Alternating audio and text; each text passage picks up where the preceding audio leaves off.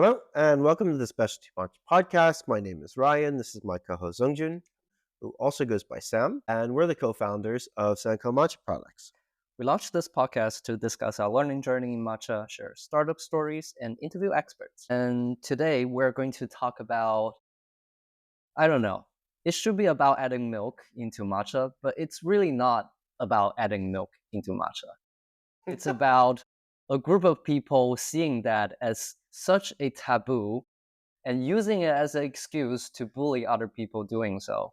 And a group of people really enjoying it that are trying to use everything that they can buy and do an infinite upgrade upon adding milk into their drinks. Wow, that was quite the introduction. So we titled that fine summary that Zongjun just gave. Does adding milk into matcha ruin it? And in a lot of ways, there's a perfect encapsulation of a lot of this debate that's going on within the matcha internet sphere, especially in light of the matcha shortage, which has really triggered a lot of people's opinions. When people don't have access to the matcha that they want, some of the practitioners that have been around a long time are seemingly horrified. Yeah. But I think the ultimate reason is that they're angry, not just horrified, because of the usage, the increased demand of matcha is heading towards a direction that they do not appreciate. Yeah. I think that's the main issue. Yeah, and it's threatening. And so we sourced a bunch of opinions, and we have some opinions of our own about the debate of adding milk or your non-dairy milk of choice to matcha. There's the spectrum. So on one end of the spectrum, let consumers do what they want. On the other end of the spectrum, consumers are destroying what makes a heritage and traditional product incredibly unique by introducing new flavors and basically treating it as an ingredient in a product versus just enjoying it on its own. So this is the spectrum, and we sourced opinions of 4 different people. We reached out to Marc from Ooika, Bryan from Matsu Matcha, Monique from Matcha Moments, and Cole from My Matcha Addiction to get a really nice mix of opinions from people in different cultures, in different parts of the matcha business, and focusing on very different things to help explore different angles. But before diving into their opinions, I think it's worth pointing out that we have kind of moved from a world of an abundancy mindset to a scarcity mindset. The matcha shortage is real. It started happening last year in 2024. It's probably going to continue to happen. So this is a problem. This online discourse is important, and having a good framework to put around this topic is important, in my opinion, to explore these different perspectives and to take what can be, like, actually, in my opinion, classified as kind of a dumb argument. Like, no one has any control over what people do with this product. We don't live in like this perfect utopian world. Everyone has their own agency and can make their own decisions. All this judgment being tossed around is just kind of dumb, and this whole conversation is just kind of dumb. But it's also kind of interesting that it triggers so much in everyone, even the people that think that this is kind of a dumb argument, because there's seeds of truth across this whole spectrum, right? So I'll give a really interesting example from the world of high-end Chinese tea. So, over the past 2 or 3 decades, China has become incredibly wealthy with the rise of new industries. And you have this new class of newly rich people all over mainland China and in Hong Kong. And people became very interested in traditional Chinese crafts, one of which being tea. And there's a type of fermented tea in Chinese tea culture called pu'er. It gets better with age. And some of the best pu'er that has ever been made, considered by most people, is in the communist era shortly following World War II. So basically, during World War II, there was very little tea cultivation. All the tea fields were basically allowed to go wild and natural. And you had almost no cultivation or intervention for an extremely long period of time. And during the communist collectivized agriculture movement, there was a department called CNNP, which created 3 different products: Hongyan, Luyan, and Huangyan, red mark, yellow mark, and green mark. And these are considered some of the best tea ever made. And they will never be made again. Never again will the set of conditions ever be the same It is absolutely a scarce resource.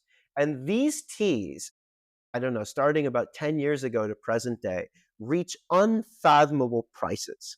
You can buy like uh, a 357-gram cake of tea, it's compressed tea, for 300,000 US dollars. That is insane. The prices that, and some, I think some auction records have even been smashed. Mixing that tea with milk to make a bubble tea is unthinkable. So, like, there is some real merit to removing the supply of such a scarce resource and how that is depriving other people of a incredibly important cultural experience. Now, I think in the world of matcha, it's way less extreme. I was listening to an interview from John Mackey, who's the founder of Whole Foods. Someone was asking him what he thought about food waste.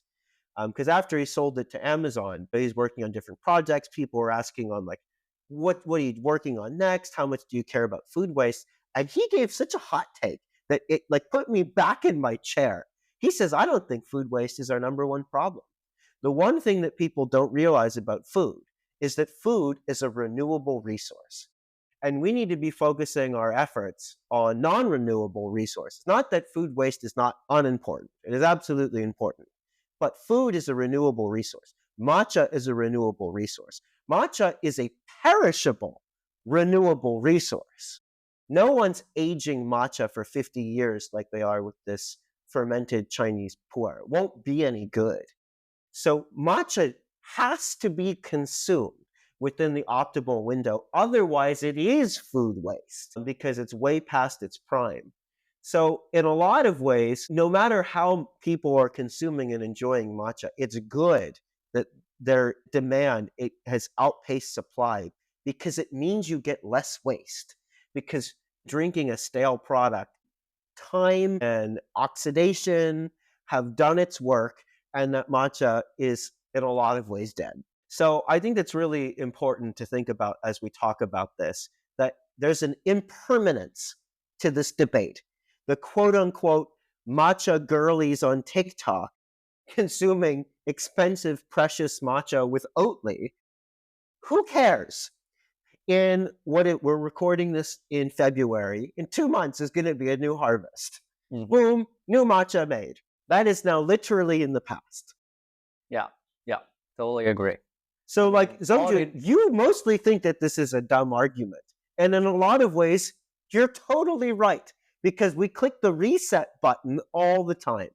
Yep, it's a really temporal. I mean, like the only thing that it really does is to increase the price of some of the better matcha, and these people are angry because they're now paying a premium. And I think that's really the problem here.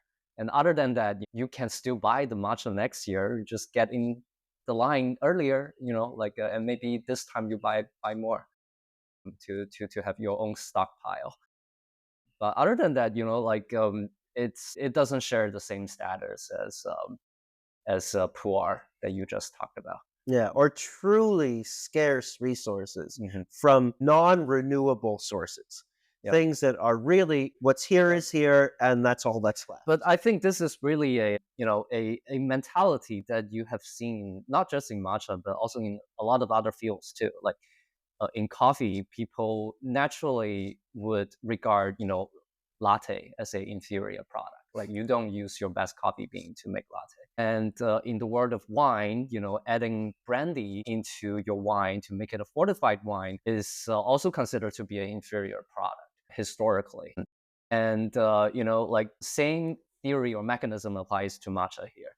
Like you are basically adding something that's not matcha into your matcha drink, and thus turning it into something that people will find it not as pure, I guess, and that way is thus inferior. I don't necessarily agree with this whole mechanism, but you don't see this chain of thought unique to matcha. You see that elsewhere a lot. Yeah. You absolutely do. And it's kind of this revolving door of toxicity, of people judging other people. Like for new matcha consumers, it's actually kind of confusing. It's like you walk into a bar and there's a giant fight going on, and like you do not know which side to stand on or what caused the fight in the first place. Or you walk into a bar and you order a matcha latte and you say, "Oh wow, this is delicious," but all of a sudden, all the people around you start pointing their fingers to you and say you are wasting matcha. Yeah. I go, "What did I just do? I thought I just found a new delicious drink, but now I'm the bad guy." Yeah, I'm ruining this, defiling Japanese culture. It's really a form of gaslighting amongst the consumer community. It's really bad. It's really not just about adding milk. It's really not about. It's about a group of more experienced consumers angry and trying to bully some of the newcomers. Yeah. And what we're really moving from are a bunch of early adopters into the mainstream. And these two groups of people care about very different things. And they have very different, they drink matcha for different reasons. They spend money on it for different reasons. Their practice is based on for completely different value system in which they make these judgments and distinctions of quality and the way that they're preparing it. And both of which are, totally valid. And actually, I think one of the biggest problems from the entry consumer level, especially in the matcha culture outside of Japan, is the stupid term ceremonial grade that we've recorded other podcasts on. And if you haven't listened to those, or if you don't have the full context, ceremonial grade is a made up grade. It is not a grade. It is a completely made up classification. Anyone can call anything ceremonial grade. Draws their own line in the sand of what they consider ceremonial grade. For some people, it's first harvest. For other people, it has to be ground on an Ishiusu stone mill. For other people, like it's completely different things and can have different levels of meaning. And a lot of people hate this term, so they started making up their own grades. So now you have a sea of like completely arbitrary grades floating around. For most new consumers entering the matcha space, you have this wonderful world ceremonial grade. And everyone on the internet is telling you, you need to be buying high quality matcha. And how do you find it? You need to look for ceremonial grade. That's what you do. And there's 10,000 articles online that will tell you how to distinguish ceremonial grade from non-ceremonial grade. And they do like a dumb like paper test and say, oh, this one's greener, which has all its own problems because matcha comes in different cultivars and can naturally be more or less green. Color is actually a really bad metric unless you're controlling for cultivar and everything else. But the ceremonial grade has two dark sides. The first dark side is that there's some implicit indication that tea ceremony practitioners endorse it. Somehow it has the weight of Japanese tea ceremony and the institutions that serve it, like Urasenke and Omotosenke and all the other schools, somehow endorse this product, which is absolutely not true. The other implicit indicator is that it's high enough quality to be consumed on its own only with water. Because in tea ceremony, they don't use milk. There is no latte in Chanoyu. So it's saying that this is high enough quality that you can consume it only with water. Ironic thing is, you have all of these vendors pushing ceremonial grade onto consumers and having it be, this is what you need for your latte. Yeah, enjoy it however you want. Mix it with water, mix it with milk. But if you really want the best matcha latte experience, you need to be going after ceremonial grade product. It's ironic, actually, the number of people pushing a ceremonial grade product to be consumed with milk when the implicit indication of ceremonial grade is that it's good enough to be consumed only with water. And so the lack of regulation and these implicit indicators, it's actually a great hypocrisy. There is a misalignment here in the use of this term that's doubly negative. Yeah, and also probably intentional because the vendors want to sell more. So this, very, you would say interestingly or sadly is that, the majority of the increase of new matcha demands comes from latte drinkers. And you want to target at those consumers the way you want to target at anyone else, and the way to do that is to tell them that this is the best matcha, and of course you can use it for your matcha latte. I mean, really, if you take a macro lens and look at growth of new tea ceremony practitioners or even non-tea ceremony practitioners that know what an usacha or koicha is, and want to consume things only with water, you plot that growth chart next to new latte drinkers, you understand where the business opportunity lies. Yeah, I mean, the sad truth is those people will probably don't like usucha or koicha. Like, if you force them to drink it, they probably wouldn't like it. Or maybe not at first, but you need to build that consumer ladder to give them the right series of exposures to appreciate something. That's right. That's right. Like usucha and koicha, honestly, don't inherently taste good. I would be skeptical that a lot of people would try it for the first time and like default like it. Still to these days, Ryan, like I don't enjoy most of the usucha. Like the level of usucha being delicious to me requires a very, very high quality standard, and that's just not the case for most of the matcha nowadays. Yeah. That's an interesting point. You have a self-reinforcing loop with this mislabeled, low-quality, ceremonial grade matcha being pushed onto consumers is actually better with milk. It's actually better with milk. It really is 1 + 1 = 3. Yeah. It's a self-validating loop. It is dead obvious to anyone who has any taste buds at all that it does taste better. They're actually doing some flavor improvement. And like, if you don't have the context, and if you've never had what most other like more experienced consumers would consider a higher quality product, a very umami rich product or expressive in some interesting ways, like they are right.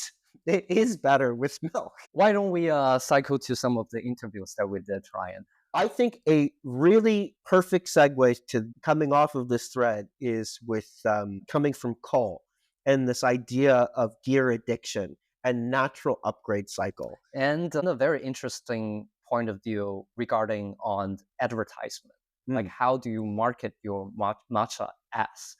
I think that's one very interesting point that Cole made. Do you want to give us the excerpt? Yeah, sure. So Cole gave a very long and thoughtful answer to the question, and I'm just going to lift some interesting points from his words. So here is a interesting line. So brands or advertisers have done an amazing job popularizing matcha in the US and other countries throughout matcha latte. It's a much more approachable way to drink matcha, essentially replacing coffee in a latte format.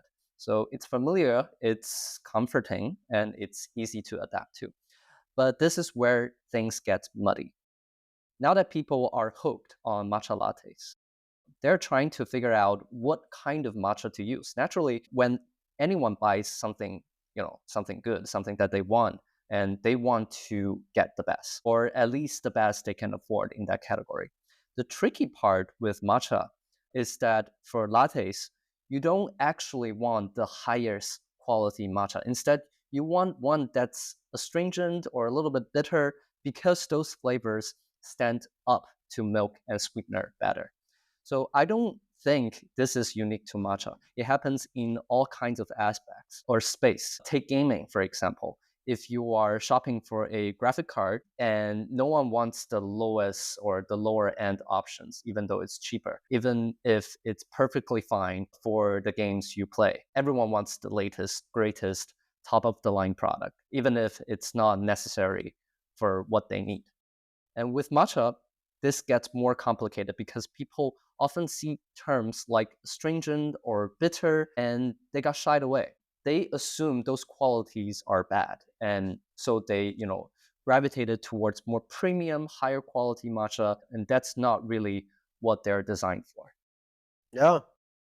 So very interesting point that Cole made right here is that it's also a marketing problem. Yeah. Like, for these matcha, instead of, I guess, instead of calling them bitter or astringent, maybe calling them as full body or, pungent or potent, that might actually change a lot of people's point of view. Yeah. And actually, this is something I've been thinking a lot about recently because, we're trying to source tencha for a mill that we're prototyping now that can mill matcha fresh to a very similar quality standard as an Ishiyusu. And for us, I'm torn because what personally I'm interested in is what like I classify specialty matcha, single origin, single cultivar, and teas that express some unique process or some unique in flavor variations, depending on terroir and all sorts of other things like cultivar. On the other hand, right, the vast majority of consumption's in the form of a latte. And like our business model is to go B2B with these mills. And like you have to create matcha for everyone and at everyone at all points in their consumer journey. So how do we like no one wants a culinary grade product for a matcha latte. That term has been so abused and stigmatized, and you don't want that level of quality, Songjun. You need a ceremonial grade. That's how you get this nice bright green color, blah blah blah. So it is kind of a marketing problem. And calling the implications behind culinary grade are just bad things that people don't like. People don't want to hear bitter and astringent, even if it's better. And even if you look at things like espresso roasts in coffee or coffee that's designed to be mixed with milk, none of those roasters are writing bitter and astringent on the bag, even if it's descriptive, right? And accurate, right? They're writing other flavor notes to prime people to appreciate something. And it's something that the best food and beverage companies do in other industries, is that there's a lot of focus on priming someone to notice something that they'll like more. If anyone's ever had the experience of tasting something with a group and someone says, oh, I taste this nice hazelnut note in this thing. And you're like, wow, I totally get that, but I didn't get it. That is something that we would call below the level of perception. You didn't notice it, but it's above the level of preference. And the more things that you can call out that are below the level of perception, but above the level of preference, that's what makes food subconsciously good. And moving that from the subconscious to the active mind can totally prime someone to like it more. Using terms like bitter and astringent, while accurate, might already be someone's expectations buying a culinary grade product or buying an espresso roast that would go into something more like milk. People expect coffee to be at least some level of bitterness and sometimes astringency. And same thing with most matcha products. But it's not helping people appreciate it more and finding those notes. Now, what's important is that if you get those notes wrong, it's disingenuous now. If someone does not get that note or a large percentage of that note, you kind of missold to them. Yeah, but I think also there's a problem right here is that there is a very well established linkage between bitter and lower quality, right? Like bitterness is true. It's a reality. Like no matter how you call it or how you frame it, it's bitter in consumer's mouth. But it doesn't necessarily mean it's lower quality. Like for all of the higher quality matcha out there, being called higher quality is really a legacy preference from the Japanese market. All of these, hyper engineered, hyper fertilized, hyper pesticized, high quality matcha tastes super umami, super sweet. But there are a lot of those matcha nowadays being farmed with more natural, less pesticides use, more organic method. They are naturally more bitter, but they are also very high quality. Very complex. And very complex. So, like those matcha, being, like directly linked with bitter, thus lower quality, I think is really a missing opportunity right here. Yeah, and it means different things to people in their consumer journey. So, for example, we tried an incredibly high quality matcha blender in Tokyo called Tenju, and it was bitter. And honestly, without that bitter backbone, I don't think I would have enjoyed it. It's like a Nebbiolo or a Barolo wine. Like there are certain profiles that need the stabilizing mechanism. Yeah, it needs the structure, the bone, to support the flavor profile. The problem is when you're only getting bones, which is like some of the low quality, quote unquote, ceremonial grade product that really does taste better with milk. Because the milk is adding the structure onto the bones, just in a very different way. But Cole's answer is really illuminating that it's really a marketing problem. And the problem with this is everyone is doing their job. When you read between the lines of what Cole's writing, the matcha companies are doing their job selling product, making money, promoting a traditional Japanese product. The consumers are doing their job, listening, learning to that education, and trying to value and spend more money on the higher quality thing for the drink that they're preparing. It actually makes perfect sense. There's a wonderful quote from Charlie Munger, the famous investor. And he said, "Show me the incentives and I'll show you the results." Very wonderful phrase. But that's exactly what's going on here. Everyone's doing their job, following the natural path of incentives. So, it's interesting. Yeah, this is one very interesting angle. Yeah. Another angle that I found very eye-opening and something that I don't think a lot of people spend enough time thinking about, especially in the United States, is just the sheer cost of matcha. So Monique from Matcha Moments is based in the Philippines, and she wrote, "Here in the Philippines, matcha is very expensive. A 20-gram can often costs as much as a day's minimum wage. So not that many people can afford it. So when I first started drinking it, I treated it very carefully." So it's interesting. We talk about scarcity and abundance in terms of like net availability. But of course, net availability totally depends on what you can and cannot afford. And if you're talking about the average consumer in New York or California, right, it's a very different set of circumstances. The type of people that can afford to drink matcha than when you go to a place like the Philippines or like Thailand. Like average wages are very different. This is something that Jev from MTCH also talked about on the podcast. And when you go into MTCH, when we're in Thailand and we go to MTCH, before we go there, we typically eat lunch because you can't drink a lot of matcha on an empty stomach. We spend half the amount on our lunch that we do when we walk into MTCH. And like we're eating at like nicer, like random restaurants in the center of like Sukhumvit in Bangkok, in prime city location, right? Even for like a normal, nice, delicious meal costs half of what our matcha does when you go into a store. Yeah, this is also a social economic issue. Yes. It's almost you can draw an analogy between this and the spice trade back in the days. Mm. Some areas in the world, people are just naturally has more capacity to buy more matcha, and there's nothing you can do about it really in that case, which is very sad. Yeah. Wow, it's very sad. It was a very interesting perspective, and how like respecting other consumers and their ability to whether or not they can afford things. It's kind of like a culture of affluence.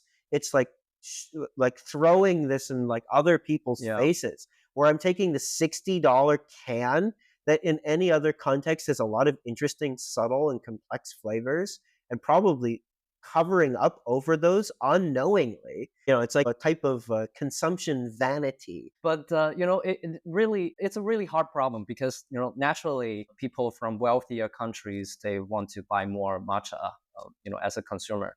And naturally, for people in Japan who are producing matcha, they want to sell more matcha for a higher price. So the only misaligned interests right here are people who cannot afford more expensive matcha. And talking about the authenticity debate that we recorded recently, it's a real shame. Like innovations such as a ball mill can actually produce really high quality product. And those elitists on the coasts of the US and in other rich countries calling that not matcha and not authentic, when it's like, let's say you're a lower to middle class person in the Philippines or in Thailand, that's like literally all you have economic access to call that not authentic is just like horrible. Like it really is. Yeah, yeah. Like it's produced by two very different farmers doing very different things at very different scales. And actually, we've met these people. They're both very interested in quality. On one end, they're thinking about it much more industrially, mass agriculture quality perspective. But the number of times that they use the word quality is insane. And they can invest in much more expensive techniques like analytical lab testing, testing the amino acid content on HPLC in a lab. I mean, no small farmer is doing that, or using an AI optical sorter to sort out different material. It's just using different set of technology, but they have the scale to do it.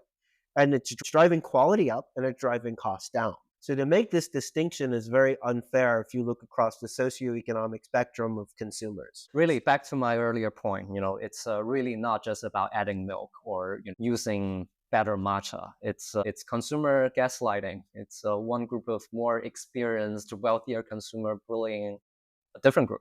Yeah. And in some ways, it's a form of creating a form of social distinction and economic Yep. distinction. It's really elitism. It's self-labeling. So Monique is also an Ursenke student and went into matcha and her matcha journey with that lens. And she made a really interesting point is that, without a tea ceremony background, usacha can be considered a very foreign concept.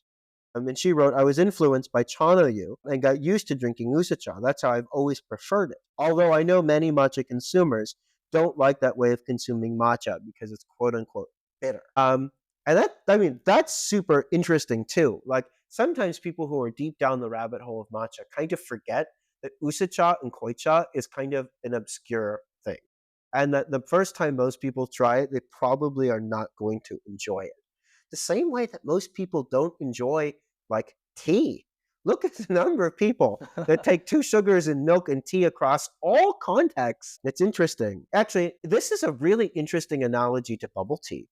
So, like Hong Kong style and Taiwanese style tea those were Asian consumers and Asian businesses looking to the West in Western tea culture in Britain and England of this idea of milk tea.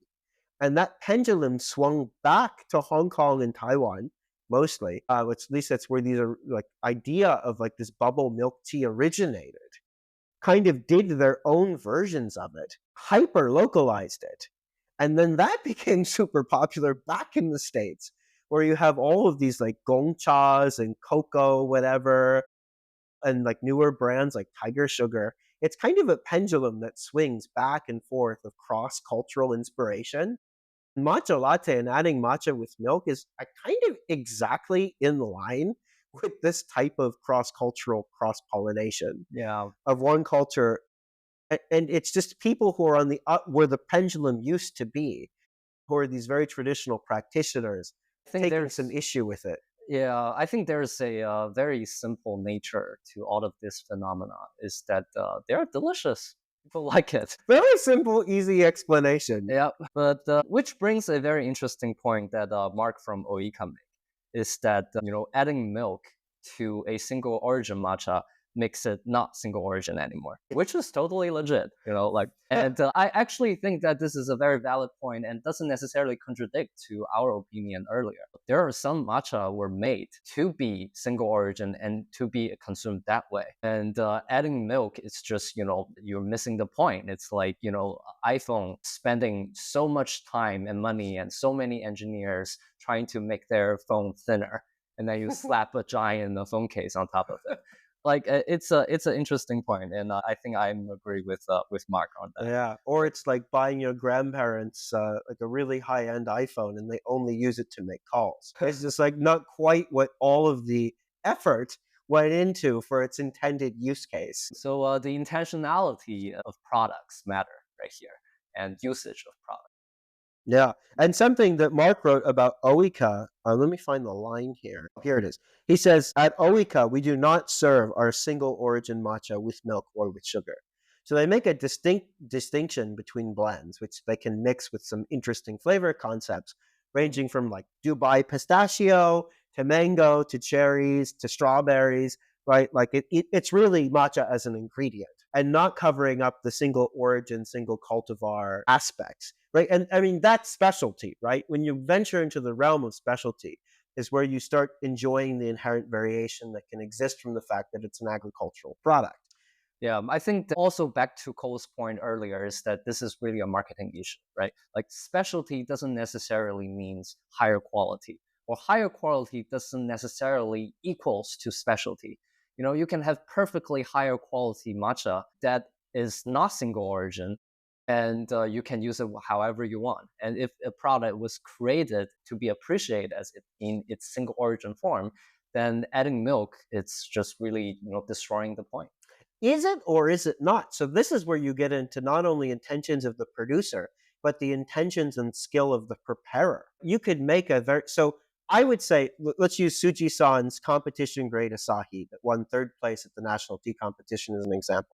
That's a tea that's hand sorted with chopsticks. Like Suji-san has spent like his entire life experience in his own hands making the best product he could possibly ever try to make. It is like the pinnacle of perfection, of continuous improvement, of generations of inherited knowledge. And there's not very much of this stuff made.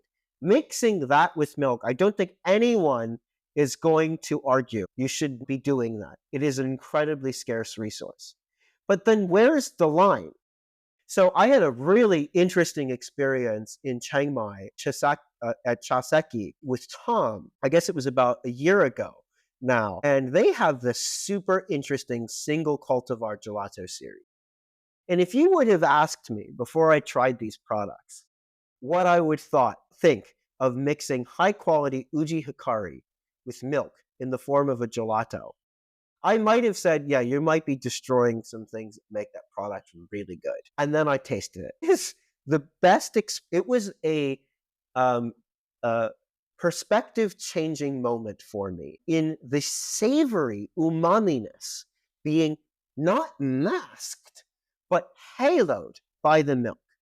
There was not a hint of bitterness. And it was the most umami expression of matcha I've ever had with milk.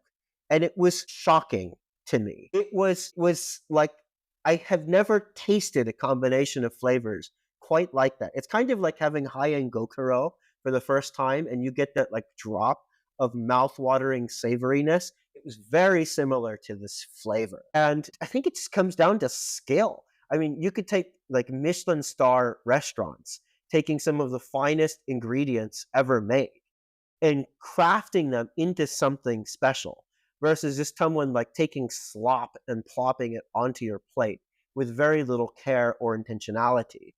And I've had actually very similar matcha latte experiences at MTCH, where people think that you need bitterness and astringency to stand up to milk, and then you can make 1 + 1 = 3. But some of these actually highly complex, highly umami, considered highly specialty product can be transformed into these very unique expressions. And I think it's very hard to do. And I think the average person cannot do that very easily. And it is a waste in most circumstances. But when it's not, it is incredible and reaches sort of the pinnacle of using matcha as an ingredient. Yeah, but also on the other hand, right? Like imagine using the example you made earlier, Suji-san's, unprecedented production of that batch of matcha exclusively to this incredible gelato. And you have the capital to buy the whole production yield of that year, and you turn that into gelato entirely. And I don't think that's also acceptable, even though it's a wonderful sensory experience. So I think there's a very vague line to be drawn right there.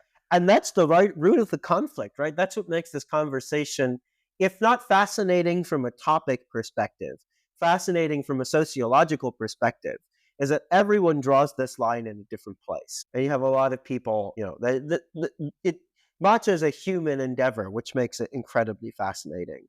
And you have all these hardline people saying that it makes matcha like way less authentic. But a point that Marc makes that's really fascinating and important to bring up here is that most matcha farmers have their own agency and they don't necessarily care. And as Marc puts it, and I'll read off of what he said, this is not controversial and it is common knowledge that Japanese tea industry will continue to shrink. And it's going to be up to the West to stabilize and grow the industry. The farmers that are producing tea for 10 or 20 generations intrinsically understand that different cultures have different perspectives. And if these differences and preferences mean that they continue producing matcha, I'm sure most of them will be happy with it. But that's coming directly from someone that works with tons of like multi-generational small producers and like talks directly with them. Like again, the farmers, if you go directly to the source, don't really care. It's like all of these other people that get defensive of usually other people's culture are the ones that are being the loudest in this debate. Yeah. And to a lot of extent, there are a lot of farmers in Japan that don't have agencies. Like, how can they care? Like, their entire production is being procured by some larger blend houses and then gets sold to a larger retailer, and then gets branded as all sorts of other things. Like, they cannot care if they don't have the urgency and they don't know where their products end up going to. And all they want is to sell more matcha, grow more matcha, and sell it for a higher price. That's their ultimate incentive. Yeah. And something that not enough people talk about is that producers live on a spectrum too. Right? You have people that are just like money motivated, I'm sure. Like the very well capitalized, what are really need to be thought of as businesses, especially in very high volume production areas like Kagoshima or Shizuoka, right? That's not always tea people that are quote unquote tea people that are like really running the show and making the decision. Like they are businesses. And then on the other end of the spectrum, you have farmers that make incredible sacrifices to create an incredibly high quality product. So something that Bryan from Matsu Matcha wrote is, say you were to use high quality matcha powder that is so subtly nuanced and it's super gentle, luxuriously smooth, naturally sweet from the high quality tencha, then using this type of matcha powder in lattes is really bad and disrespectful. I feel that it's disrespectful to the producers and the farmer, and it's also just a big waste of what is ultra rare matcha powder. So I think the other spectrum is of these farmers, because not all matcha we can't classify the matcha production industry as one thing either. And you have like these large volume players making stuff for people. And where it all gets muddied is kind of at the vendor level, where everyone's pretending to source the best product. Not everyone can be sourcing the best product. Yeah, yeah. So it's really interesting. And we know from primary experiences that when you taste things the way they weren't meant to be intended, you're not getting the most out of your tea. And so Bryan also wrote, because with these super high quality, subtle and ultra smooth matcha, adding anything to it will cause it to lose its flavor profile and will be a big waste. Consuming this in large quantities for lattes and as a trend might result in matcha enthusiasts who use these matcha powder for koicha and usacha to not have the opportunity to drink them the way it's intended. I totally agree. It's really vendors' fault to done such a poor job educating their own consumers. A lot of these buyers are largely innocent. They just want to buy better stuff for their own consumption. But better is very contextual. It more premium, higher quality Asahi single origin matcha might actually taste worse in milk versus some okumidori blend. It's really vendors' fault to have done such a poor job informing their consumer what is actually good in their usage context. Yeah. And the problem is too is that everyone assumes that I shouldn't say everyone. A lot of people and a lot of marketing in matcha assume that the consumer is stupid and they need to be told how to use things. And there's not really much of a culture of experimentation. And like this idea, what we would call in Chinese tea ceremonies, gongfu or skill to make choices. And actually, if you really go to the most niche, most specialty, most rare, high end matcha, I would argue from experience now that it is a waste to use ultra high quality matcha as usacha, and that the best flavor expressions that you can bring out of the tea is only in the form of koicha. And now having tasted so many teas as koicha and then watered down as usacha, and comparing those back to back, you don't get the full luxurious, smooth, subtlety, nuance as an usacha. You only get those flavor expression as koicha, which really is the pinnacle of this high quality thing. And also what's interesting is that, like those koicha, those ultra high end matcha is, are they delicious? Yes, they are. Are they great? Are they expensive? Yes, they are. Do I want to drink them every day? Probably not, actually. It's so intense and so memorable. And, frequently my stomach doesn't also respond very well to such intensity. But, like, I think that's a natural solution to this whole higher end matcha scarcity problem. Like there are teas that meant to be consumed in such a way that you can appreciate it most with less frequency. Yeah, there you go. You don't need to drink the best matcha every day. And you can experiment what works best in which context at the most optimal price for you and what you can afford. And that this culture of overconsumption is a problem at this highly intentional side of things where there is a scarcity. There is not really a scarcity of low quality, what we'll call average, quote unquote, ceremonial grade matcha. I guess, have you noticed that anyone sourcing tea from Kagoshima or Shizuoka doesn't have a matcha shortage right now? I mean, they can be single origins, Yeah. but it's really just different use. And not to hate on those regions, it's just where the really industrial production lies. I mean, there's lots of great producers there too. And maybe there's a shortage of the really high end stuff. But like where you see this high use of technology for mass yield, you see it in these types of areas. I feel like we hate on Kagoshima and Shizuoka too much, especially for two people that have never physically been there. To call ourselves out. But like mass produced doesn't necessarily mean it's just like that. Be perfectly fine with your daily usage. Oh, we've had a lot of those products. Some of them actually taste pretty good. Yeah. Although I am very against charging $60 for a can of that stuff. Overprice is the issue, but Yeah. that's also vendors' fault. Yeah. Pretty soon we're going to be vendors too, Zongjun. We need to be careful here. We'll have very different perspectives when we're on the other side of the table. Yeah, we are biased too. Yeah.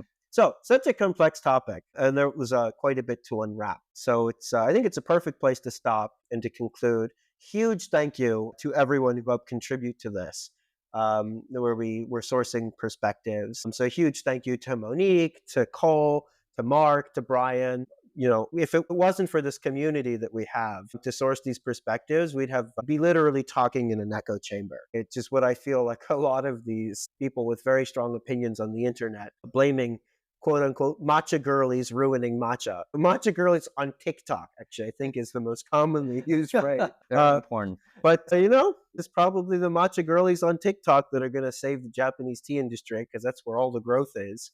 And without growth, you don't have any dynamism in an industry. Let's go, girls. Yeah, let's go. Seriously, all new matcha consumers. Everyone just needs to have more respect for each other and to have a greater degree of understanding and understanding this. So anyway, if you enjoyed this episode, please consider sharing with a friend.